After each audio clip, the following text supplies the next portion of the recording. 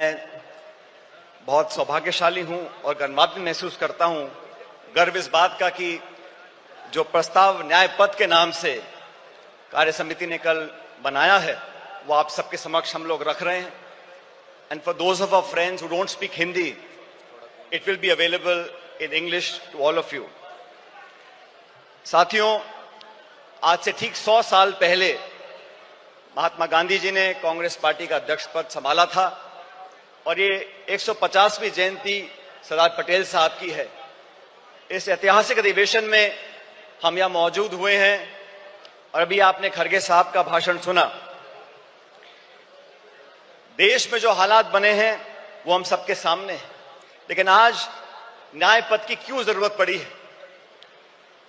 देश में जो सरकार काम कर रही है, पिछले 10 सालों में महंगाई, बेरोजगारी, आर्थिक असमानता, ध्रुवीकरण और क्रूरता की सारी हदें पार कर चुकी है और भारतीय राष्ट्रीय कांग्रेस अब नफरत, नकारात्मकता और निराशा के इस वातावरण को बदलकर न्याय और संघर्ष के रास्ते पर चलने के लिए प्रतिबद्ध है। कांग्रेस की रगों में कुर्बानी और राष्ट्रवाद भरा हुआ है, लेकिन कांग्रेस के लिए राष्ट्रवाद क्या है?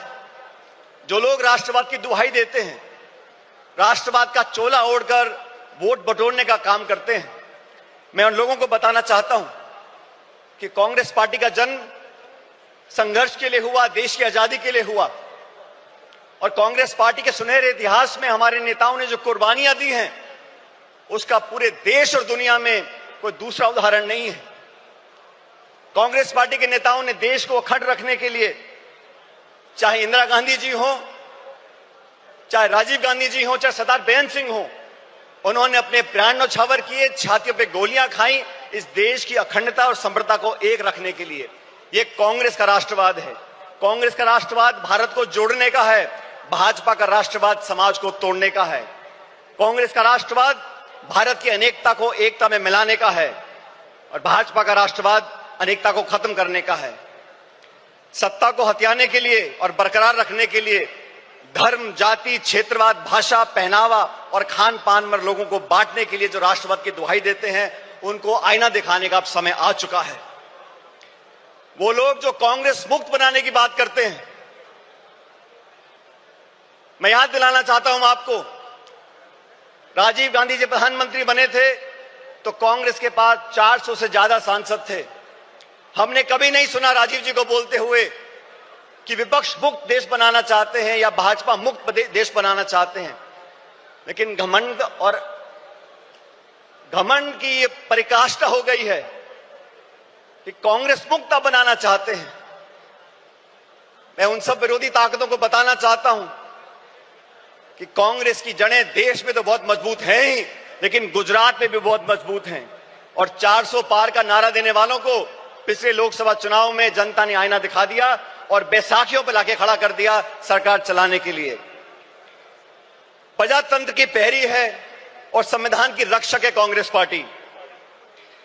1950 में जब संविधान लागू हुआ था, उससे पहले बाबा साहब अम्बेडकर ने खुद 25 नवंबर 1939 को संविधान सभा में कहा था कि कांग्रेस के बिना संविधान बनाना असंभव था। पिछले 75 सालों में कई सरकारें देश में आई, कांग्रेस की और गैर कांग्रेस की, लेकिन हर सरकार ने मूलतः संवैधानिक संस्थाओं को पोषित करने का काम किया, संवैधानिक संस्थाओं को संरक्षण देने का काम किया। लेकिन दुर्भाग्य से पिछले 10 साल से जो सरकार दिल्ली में बैठी है, उन्होंने जानबूझकर नीतिगत तरीके से सभी संवैधानिक संस्थाओं को जानबूझकर खोखला करने का काम किया है, उनकी पारदर्शिता को समाप्त करने का काम किया है। और ये आज की बात नहीं है। फरवरी 2000 में भाजपा की सरकार ने संविधान की समीक्षा के लिए एक आयोग बनाया और साजिशपूर्ण तरीके से खिलवाड़ करने की कोशिश करी, लेकिन राष्ट्रव्यापी विरोध किया कांग्रेस ने, पूरे देश के लोगों ने उनको अपने हाथ पीछे खींचने पड़े। और 2024 के लोकसभा चुनाव से पहले भाजपा नेताओं ने खूब कहा 400 पार करा दो और भाजपा के सांसदीय उम्मीदवारों ने कई बार नारा देकर अपनी दुर्भावना को प्रकट किया कि कैसे वे संविधान के खिलवाड़ करना चाहते हैं। साथियों, भाषण देना अलग बात है, लेकिन सरकार के कामकाज को आप देखिए। 6 वर्ष पहले भाजपा सरकार ने सदन में कहा था कि जम्मू कश्मीर को पूर्ण दर्जा देंगे। सुप्रीम कोर्ट की कॉन्स्टिट्यूशनल बेंच ने आदेशित किया कि आप जम्मू कश्मीर को पूरा दर्जा दो राज्य का, आज तक नहीं दिया। मणिपुर में क्या घट रहा हम देख रहे हैं, गृह युद्ध के हालात बने हुए हैं, बलात्कार हो रहा है, लूटपाट हो रही है, महामारी बची है, लेकिन ना तो प्रधानमंत्री जी को वहां जाने का समय है, ना उनकी इच्छा है। वो लोग जो संविधान की बात करते हैं और अपनी कार्यप्रणाली से संवैधानिक संस्थाओं का दुरुपयोग कर कर अपने राजनीतिक प्रतिद्वंदियों को आरोपी बनाने का काम करते हैं, उनका पर्दाफाश करने का समय आ गया है। कांग्रेस पार्टी ने, राहुल गांधी जी ने, खड़गे साहब ने लोकसभा चुनाव से पहले इंडिया अलायंस का गठबंधन किया।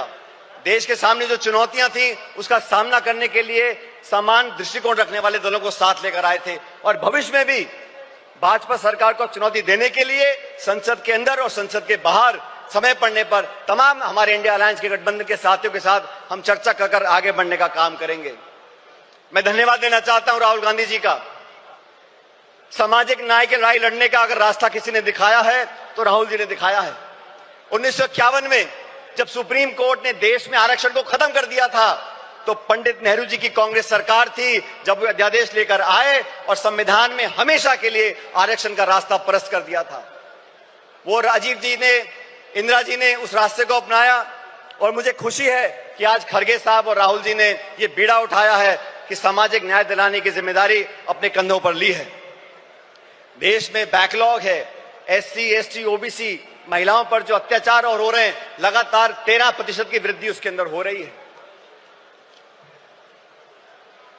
देश का सद्भाव, सर्वधर्म समभाव, आज जो टकराव पैदा किया गया है, भाई को भाई से लड़ाने की जो एक साजिश रची जा रही है, उसके खिलाफ हम सब कांग्रेसजनों को साथ खड़ा होना होगा। बिना संकोच के हमें कहना होगा, जैसा सरदार पटेल ने 1948 में जयपुर के अधिवेशन में कहा था कि कांग्रेस और कांग्रेस की सरकारें इस बात के लिए प्रतिबद्ध हैं कि भारत एक सच्चा धर्मनिरपेक्ष राज्य हो। हमारी अलग अलग पृष्ठभूमियां हैं, संस्कृति है, वेशभूषा है, खाना पीना है, भाषाएं हैं, लेकिन जो लोग उत्तर दक्षिण के राग में धर्म, जाति, गोत्र के नाम पर लोगों को बांटना चाहते हैं, उन लोगों से हमको सावधान रहना पड़ेगा। भारतीय राष्ट्रीय कांग्रेस प्रतिबद्ध है कि धार्मिक, भाषाई, जातिगत व क्षेत्रीय बंटवारे की सियासत को हम आखिरी दम तक लड़ते रहेंगे। देश को ना बंटने देंगे, ना बांटने वाली ताकतों को बढ़ने देंगे। हमारा वही नारा है, नफरत छोड़ो और भारत जोड़ो, जो नारा राहुल जी की यात्रा में हम सब लोगों ने बड़ी गुरजोर से कहा था। महिला अधिकार की बातें करते हैं, आदि आबादी और पूरा हक, ये कांग्रेस का संकल्प है। एनी बेसेंट से लेके सरोजिनी नायडू जी, नेली सेन गुप्ता जी, इंदिरा गांधी जी, सोनिया गांधी जी ने हमेशा महिलाओं के अधिकारों को पहली पंक्ति में लाने का काम किया है। पिछले एक दशक में महिला अत्याचार, शोषण, प्रताड़ना, अपराध इतने बढ़ गए हैं कि भारत मां की आत्मा पूर्णतः छलनी हो गई है। केंद्र की भाजपा सरकार के आदेश पर महिला पहलवान बेटियों को दिल्ली की सड़कों पर जो घसीटा गया, या मणिपुर में मां बहनों को सार्वजनिक तौर से निर्वस्त्र कर घुमाया गया, हाथरस से लेकर उन्नाव तक भारत मां के सीने पर ऐसे हजारों घाव हैं। आए दिन देश की बेटियों के बारे में भाजपा के मुख्यमंत्री, केंद्रीय मंत्री और उनसे संबंधित संस्थाएं जिस प्रकार उनके पहनावे, आचरण, चरित्र, बाहर जाने के समय उनकी स्वतंत्रता, खान पीन व निर्णय लेने की क्षमता को लेकर लगातार आपत्ति उठाते रहते हैं, उसका हमको विरोध करना पड़ेगा। ये वो सरकार है जो किसानों का विरोध करती है। मुझे फक्र है कि हम उस पार्टी के कार्यकर्ता हैं जिसने संकल्प लिया है कि हम लोग किसानों का MSP पर एक कानूनी अधिकार जनता को देंगे और 50% से ऊपर समर्थन मूल्य किसान को मिलेगा। श्वेत क्रांति, हरित क्रांति, मिनिमम सपोर्ट प्राइस, ये सब कांग्रेस की सोच का परिणाम रहा। भाजपा ने तो 3 काले कानून लेकर आए, 16 महीने तक आंदोलन हुआ, 700 किसान शहादत हो गई उनकी, और फिर जाके भाजपा को अपने हाथ पीछे खींचने पड़े। आप सबको याद होगा साथियों, जमीन अधिग्रहण को लेकर राहुल गांधी जी ने भट्टा परसौल में एक आंदोलन किया था। तब कानून बना लैंड एक्विजिशन एक्ट का। उस भट्टा परसौल के आंदोलन के बाद से तमाम चंद उद्योगपति और भाजपा की सरकार ने मिलकर राहुल जी की छवि को धूमिल करने का काम किया था। और आज तक वो इस काम में लगे हुए हैं, क्योंकि गरीब की, किसान की, मजदूर की, अपेक्षित की आवाज उठाने का काम राहुल जी करते हैं, कांग्रेस पार्टी करती है। आज इस अधिवेशन से, इस प्रस्ताव के माध्यम से हम एक बार फिर किसान के प्रति अपने समर्थन को रेखांकित करना चाहते हैं। अर्थव्यवस्था की हम बात करें 2 मिनट के लिए। मनमोहन सिंह जी की सरकार में 10 साल में 27 करोड़ लोगों को गरीबी रेखा से उठाया गया, 8% की जीडीपी ग्रोथ हुई। आज के जो हालात हैं, और कृपया करके गौर से सुनिए, इस देश के जो 1% सबसे अमीर लोग हैं, उनके पास देश की 40% संपत्ति है। 1% अमीर लोगों के पास 40% संपत्ति है, और जो निचले 50% लोग हैं, उनके पास मात्र 6.5% संपत्ति इस देश की है। हम लोग आज अधिवेशन मौजूद हैं, ये संकल्प लेके यहां से जाना पड़ेगा। कर्नाटका में हम लोगों ने संकल्प लिया कि 2025 संगठन का वर्ष होगा। साथियों, मैं चाहता हूं इस अधिवेशन की महक पूरे देश के हर गांव, हर ढाणी, हर कस्बे तक पहुंचे। जिस इच्छा शक्ति के साथ हम संघर्ष कर रहे हैं, जिस मजबूती से राहुल गांधी जी, मोदी जी और पूरी सरकार को चुनौती दे रहे हैं, उनके साथ कंधे से कंधा मिलाकर हम लोगों को राजनीतिक विजय प्राप्त करनी पड़ेगी। और राजनीतिक विजय प्राप्त करने के लिए संगठन को मजबूत करना बहुत जरूरी है। न्याय का संकल्प, संघर्ष का पथ। आज साथियों, हम एकजुट हो जाएं, पूरी दृढ़ इच्छा शक्ति के साथ न्याय का संकल्प करें, संघर्ष के पथ पर आगे बढ़ें। और आज इस बेहद कठिन दौर से हम गुजर रहे हैं, लेकिन हम सभी साथी कार्यकर्ता मजबूती से कांग्रेस की अपनी असीम संगठनात्मक क्षमता, दक्षता, कार्यकुशलता के आधार पर अधिक से अधिक विस्तार करें, और भारतवासियों के लिए न्याय के संघर्ष का संकल्प सरकार हम साकार करेंगे। ये संघर्ष रंग लाएगा और विजय दिलाएगा। मैं अंत में दिनकर साहब की कुछ पंक्तियों को परिभाषित कर आपके बीच रखना चाहता हूं। चले संघर्ष आठों याम तुमसे, चले संघर्ष आठों याम तुमसे, करेंगे अंत तक संग्राम तुमसे। हमारे न्याय की संकल्पना साकार होगी, कांग्रेस की फिर जय जयकार होगी।